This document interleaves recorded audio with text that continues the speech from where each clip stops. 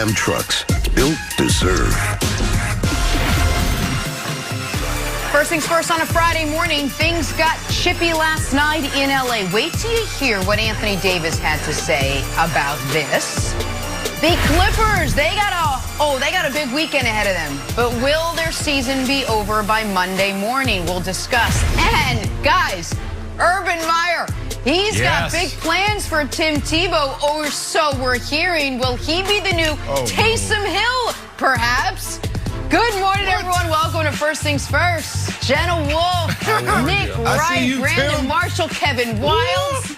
Nick, is your head going to explode? Now Tebow's playing Taysom, maybe? The only thing that's going to make my head explode is being sick of being so right so often. I warned you, Jags fans. Take the over. This was coming. The Tebow Pandora's box is getting opened.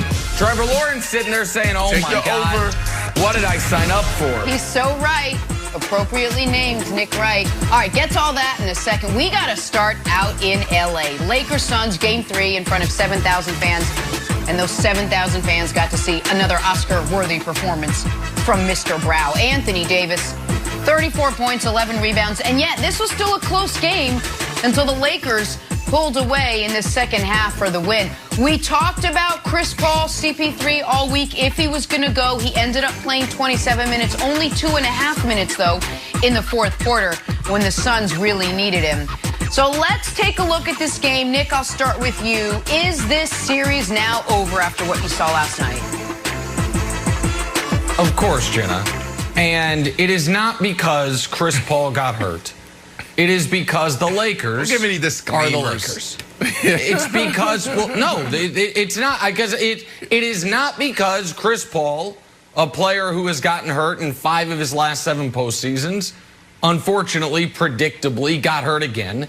It's because the Suns have no answer for Anthony Davis, and they have no answer for LeBron James, who is quite literally just trying out new things on the basketball court to keep himself entertained. So the Lakers have one thing that no other team in the league has had all year, which is game in, game out, no matter what lineup is out there, no matter who's healthy or who's not, stifling, choking defense. And so when you add to that, LeBron, as the, hand on the joystick, as Brian Windhorst would say, and Anthony Davis playing like Anthony Davis, you've got no shot. They are dominating this team despite the fact they still cannot hit a single open shot.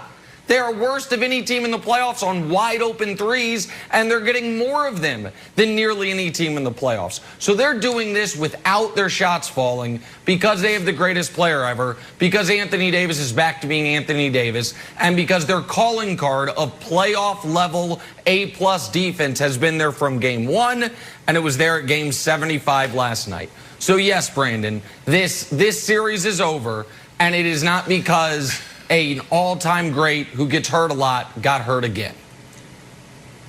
You just want to chop my legs from under me? That's what you're going to do? You want to start off this morning? Well, I don't know. Just taking my legs out. You knew exactly where I was about to go. Unfortunately, Jenna, Nick is right, but he's not all the way right. Look, this series was over with 9 minutes left in the second quarter in Game 1 when CP3's shoulder was ripped out of his socket. So, of course, it was over. We talked about this yesterday. They had no chance. We're talking about 23 minutes and 6 points, 27 minutes and 7 points last night.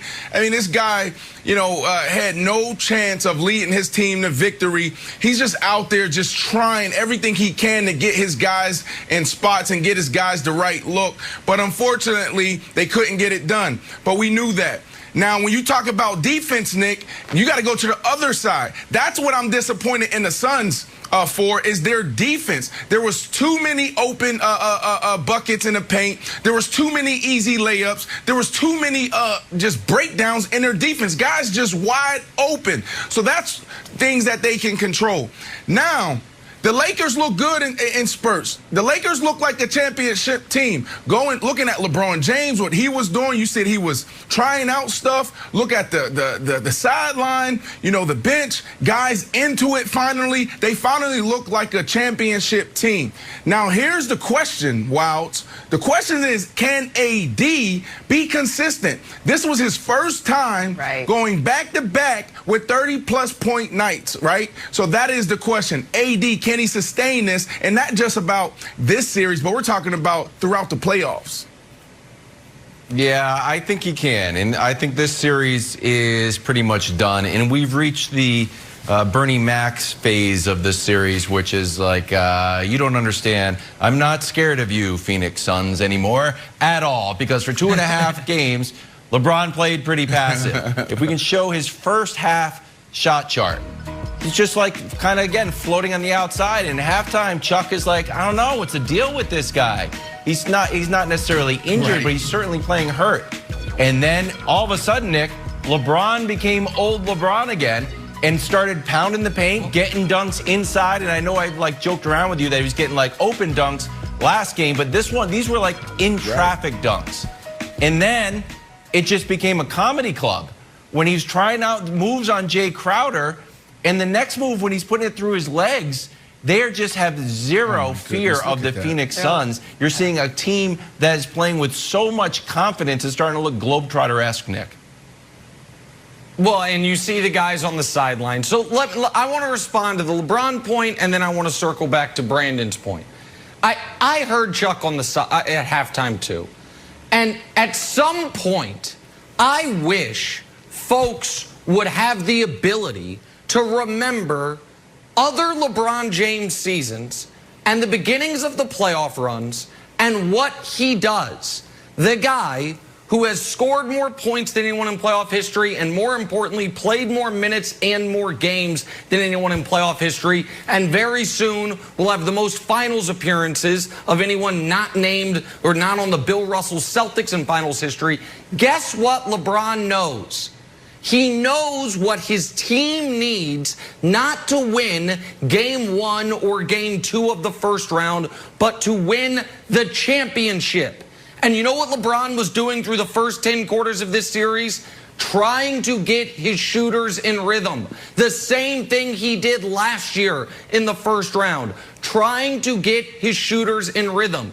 Knowing, if need be, in the biggest spots, I still am the most unstoppable force in the league. He didn't just all of a sudden get healthy at halftime. At halftime, he's like, hey, we need to win this game. We've got 2 days of rest before the next one. Take control of the series, so I'll win it for us. And then I will go back to trying to get KCP and Kuzma and Wes Matthews in rhythm. You saw him after game 2 yelling at KCP.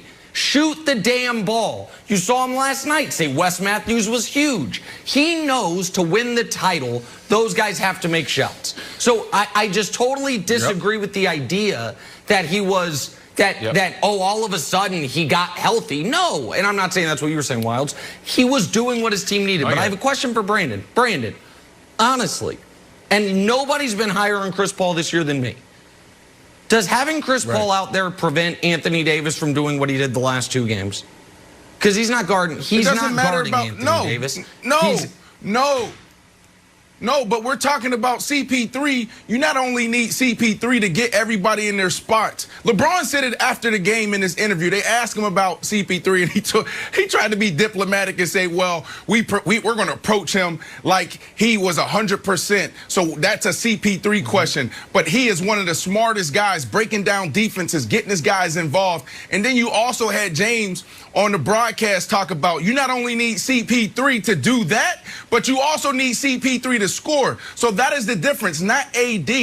When you look at what you just talked about, their shooting, Jenna, they were 7 of 28 from 3. That is 28%. Yeah. So when are these guys going to get in a rhythm? Now, if they were knocking down their shots, it's probably a different game. But I just believe if CP3 was healthy, they will be up in this series, and it wouldn't even be close. All right, well, the series now continues Sunday afternoon at Staples, Game 4. We will see how the Suns respond. Back talking Julio Jones as the trade rumors continue to swirl. How about the New England Patriots, Kevin Wildes? Will they be Super Bowl contenders with Julio in the mix? We'll discuss that next. First things first. It was rhetorical. Let's just wait and then I'll